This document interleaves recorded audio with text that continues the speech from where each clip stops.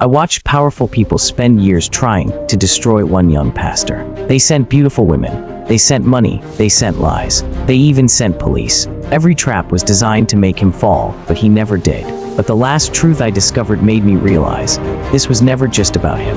I knew this pastor personally. I walked beside him through every accusation, every setup, and temptations. And what I'm about to tell you will change the way you see temptation, power, and human weakness. I grew up with Daniel. Same cracked streets, same empty pockets, same hunger for something better. But while most of us wanted money, attention, or escape, Daniel wanted meaning. Even as a teenager, temptation didn't excite him the way it excited us. He wasn't holy, he wasn't perfect, he was just steady. When others cheated in exams, he refused. When friends chased quick money, he walked away. When girls flirted, he stayed respectful. We teased him. We didn't know life was training him for war. By 26, Daniel became a youth pastor in a growing church. Young, intelligent, calm. His sermons were simple but honest. Young people trusted him. Parents respected him. Too much respect. That was when the first trap arrived. Her name was Mrs. Linton. She walked into church like someone who owned buildings, not Bibles. Expensive perfume, confident smile, eyes that calculated everything. After service, she waited until the hall emptied. I was coiling microphone cables when I noticed how close she stood to Daniel.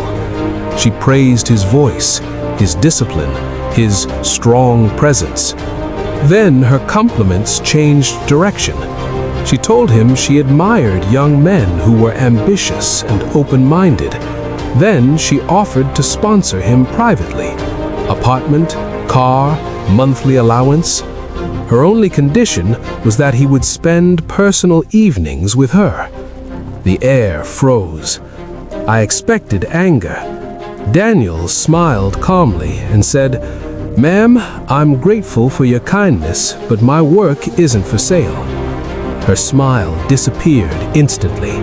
She stared at him like a business deal that failed. She walked out without another word. That should have ended it. Instead, it activated something. 2 weeks later, rumors started spreading. Someone claimed Daniel was secretly seeing a wealthy woman. Someone said he was suddenly driving an expensive car. Someone said they saw him in a hotel lobby. None of it was true, but repetition made the lies feel real. People stopped greeting him warmly. Some elders reduced his responsibilities. Attendance dropped. Daniel noticed the change but said nothing. At night, I sometimes saw him sitting alone in the empty church, lights off, staring at the altar. He never complained. That silence scared me. One rainy evening after Bible study, a young woman waited outside the church gate. She said her phone was dead, her ride canceled. She was scared to walk alone. Daniel offered to call a taxi for her. She refused. She said she just needed a few minutes inside to calm down. I stayed nearby intentionally.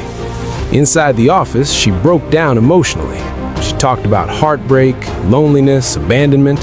Her voice trembled, tears streamed. Then she held Daniel's arm tightly. She leaned closer than necessary. The moment felt wrong. Daniel gently removed her hand and asked me to bring a female worker to sit with her instead. The girl's crying stopped immediately. Her face went blank.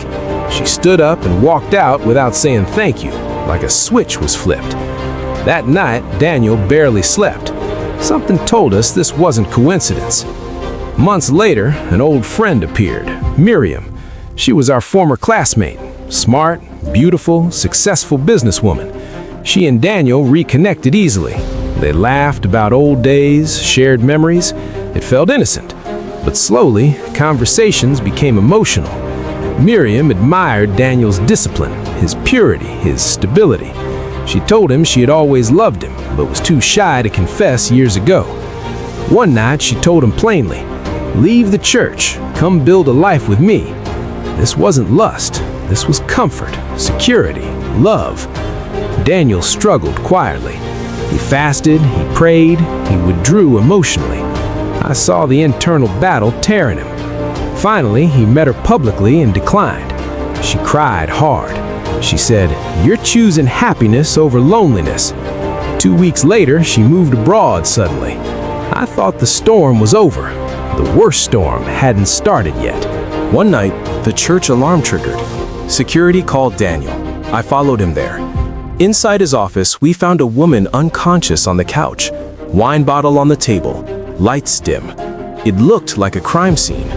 Security cameras mysteriously malfunctioned. The woman later claimed Daniel invited her and tried to harm her. Police arrived. Phones started recording.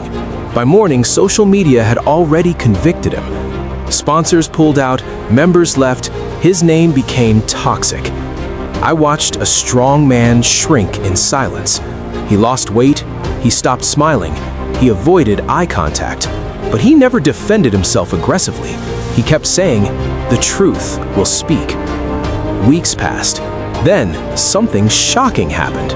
The woman confessed. She had been paid. The payment trail led back to Mrs. Linton. The case collapsed. Daniel was cleared, but scars remained. Months later, a journalist contacted me privately. She had been investigating a hidden network of wealthy individuals who targeted religious leaders to expose hypocrisy for entertainment, revenge, and power. Daniel wasn't the only target. He was one of the few who never fell. They escalated because failure angered them. The exposure later destroyed multiple powerful careers. Daniel refused interviews. He wanted no fame. One evening, Daniel admitted something quietly. During the hardest moments, he had felt temptation. Not physical, but emotional exhaustion. The desire to quit. The urge to disappear. He almost resigned permanently. What saved him wasn't strength. It was accountability, boundaries, and consistency. He wasn't superhuman. He was disciplined. I learned something watching him. Integrity isn't loud. It's lonely. It's slow. It's painful. But it outlives lies. And temptation doesn't stop when you resist once. It only changes costume. As a man of God, being sensitive and watchful is priceless. And as Christians, it's our responsibility to resist the devil and flee from all forms of immoralities. Let him that thinks he stand take heed lest he fall. If you've been blessed and entertained by our content, kindly hit the like and subscribe button. Let us know in the comments section, what would you have done if you were Daniel?